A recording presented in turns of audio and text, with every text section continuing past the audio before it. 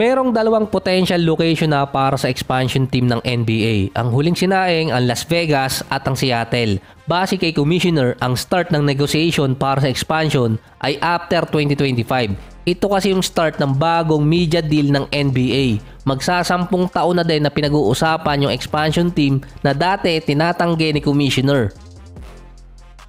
Ngayon kasi kinonfirm na yon ni Commissioner. Ang tatlong biggest team na may mataas na value ay ang Golden State na 7.7 billion or mas mataas pa, ang Knicks 6.6 billion, ang Lakers naman 6.4 billion dollars. Pwede pang tumaas ang value ng tatlong teams na yon dahil ang initial na presyo ng expansion team aabot ng 7 billion dollars. Actually dati parang nasa 4 billion pa ang pinag-uusapan. Ito yung magiging pinakamahal na expansion team sa lahat ng major sports sa US.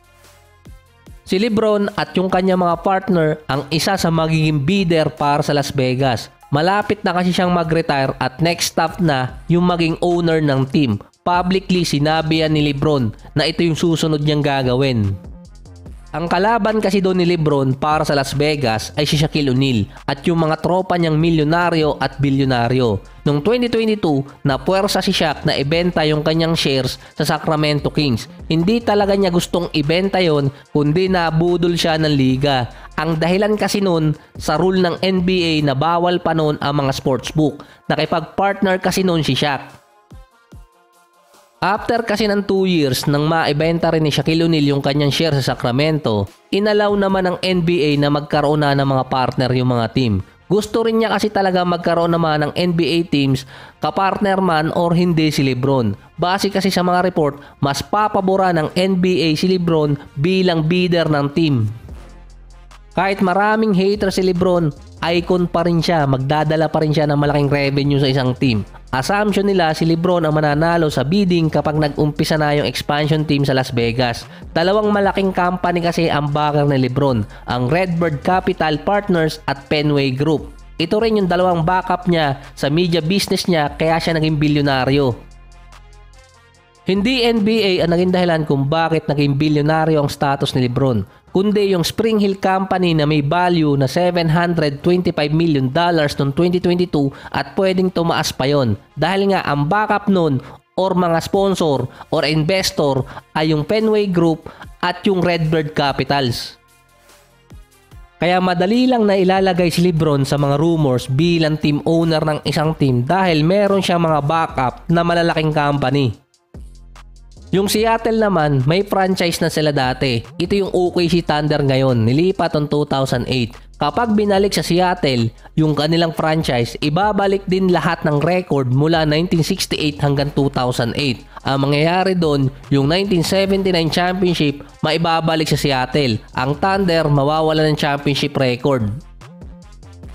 Kung ang Las Vegas para sa revenue, yung Seattle naman para sa fanbase. Matagal na kasing hinihiling ng mga fans yun at kahit nung ibang mga NBA player lalo na si Kevin Durant.